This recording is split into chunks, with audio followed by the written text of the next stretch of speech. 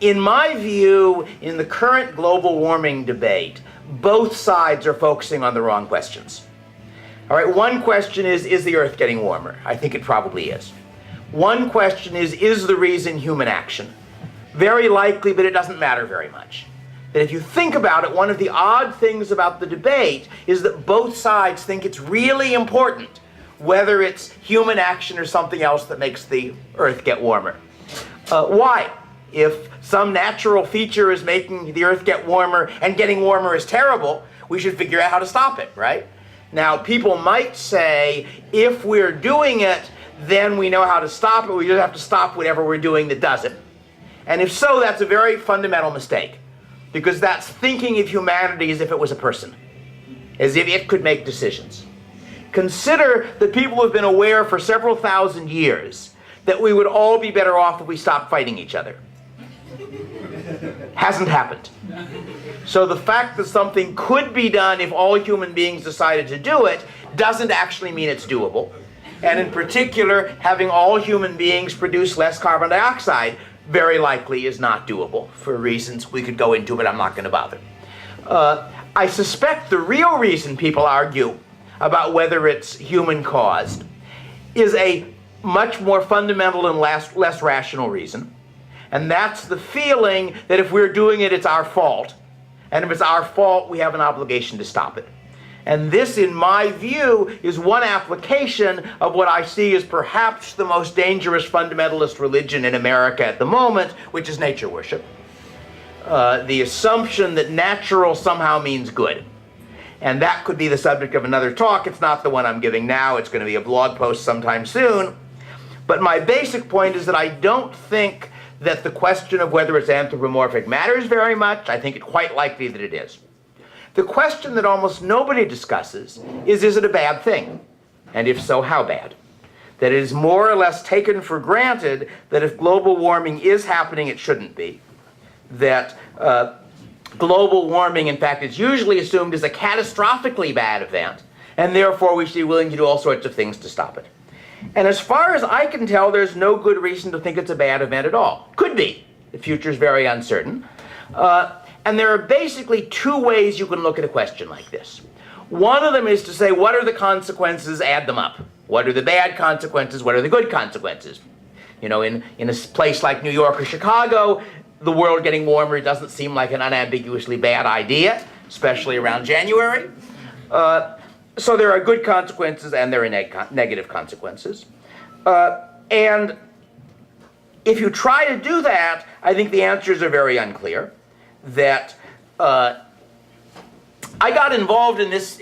Let me say something a little bit about what economists think of as externality arguments. All right, a very common argument among economists is doing such and such imposes negative externalities. It makes other people worse off. Therefore, you should forbid it or tax it or something like that. Or alternatively, such and such provides positive externalities. Therefore, you should subsidize it or mandate it. The trouble is that most things have both positive and negative externalities. And if you want to ban something, you will find it easy to find negative externalities and you'll miss half the positive externalities. And you'll be very generous on the size of the negative externalities and very skeptical on the size of the positive ones. And sure enough, the sum is negative, so you should ban it. If you want to support it, you follow the opposite principle and you get the opposite result. That in many, many cases, and global warming is probably one of the clearest ones, the real effects are so hard to judge, we're talking about effects over the next 100 years or so, that there is no clear objective way of deciding whether the externality is net positive or negative. And I first encountered this issue in the context of population. My first published work on economics was a paper called Laissez-faire in Population, the Least Bad Solution. You can find it on my webpage if you're curious. It was done for the Population Council. And in it, I tried to add up the positive and negative externalities from having one more child. Because people were assuming that it was obvious that having more children was bad, that it made the world worse off. And I couldn't sign the sum. I couldn't estimate the numbers accurately enough to be at all confident whether having one more child made the world better or worse off. And ever since then, I've been suspicious of externality arguments. It happens that I came across quite recently, as a result of a comment on my blog, an estimate of one of the externalities. That, as you all know, one of the terrible things that's supposed to happen with global warming is sea level rises. And you get people talking about flooding Manhattan and such. And then you actually look at the IPCC reports.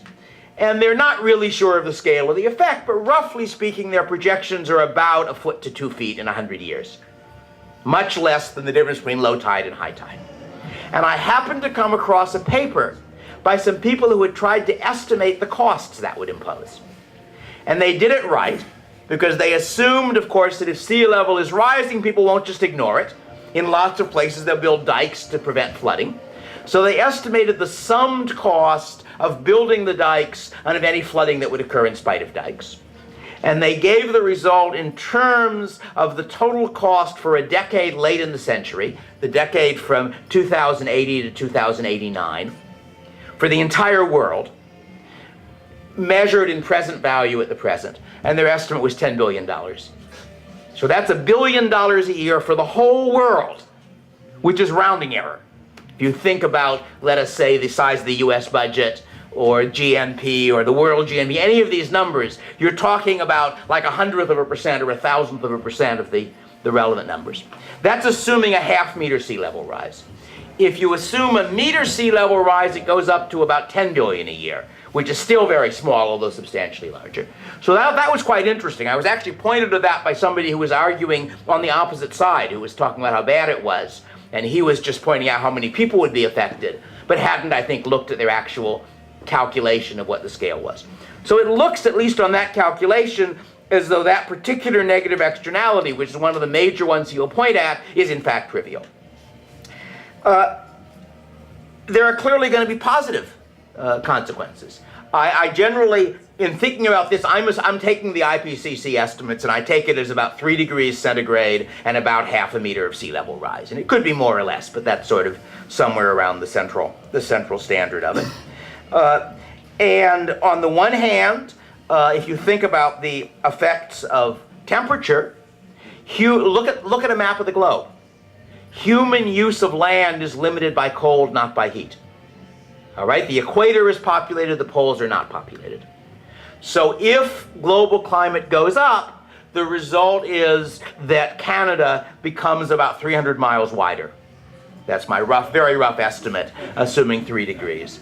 So does Siberia, so does Norway, Sweden, basically the whole northern hemisphere across Eurasia and North America. The temperature contour, the point at a given temperature, moves by around 250, 300 miles north. That's a very large increase in the amount of usable land we have.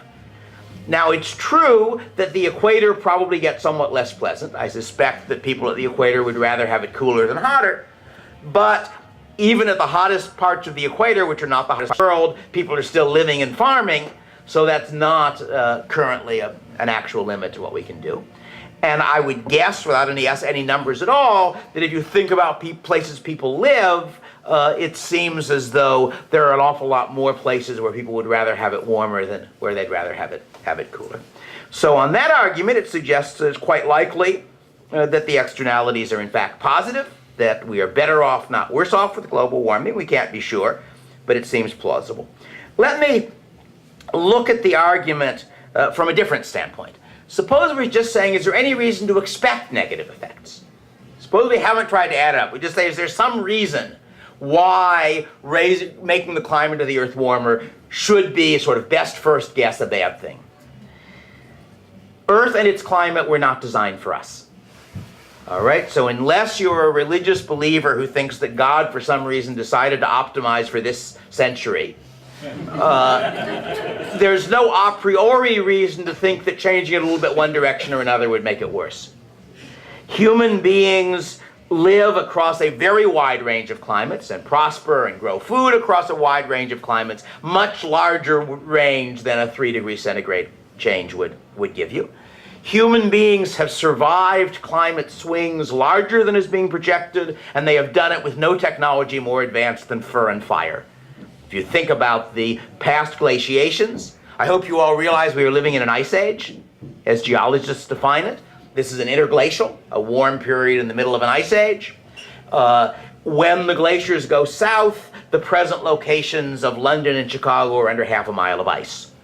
Human beings have lived through that time after time. So it's hard to see, from that standpoint, a reason to believe that changes on this scale will be catastrophic.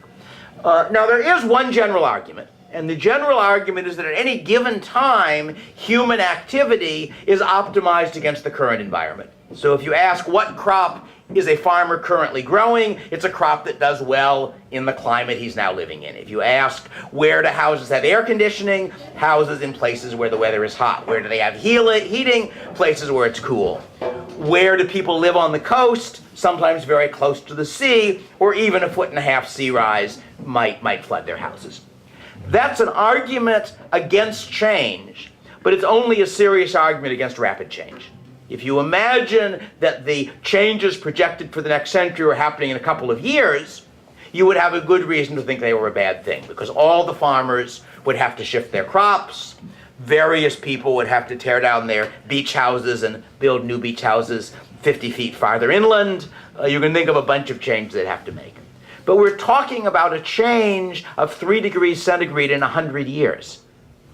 All right? In 100 years, every farmer will have changed crops 10 times over. That's my rough guess. Because the market will change, somebody will introduce a new strain of wheat, people will decide that some other crop is in fashion this decade.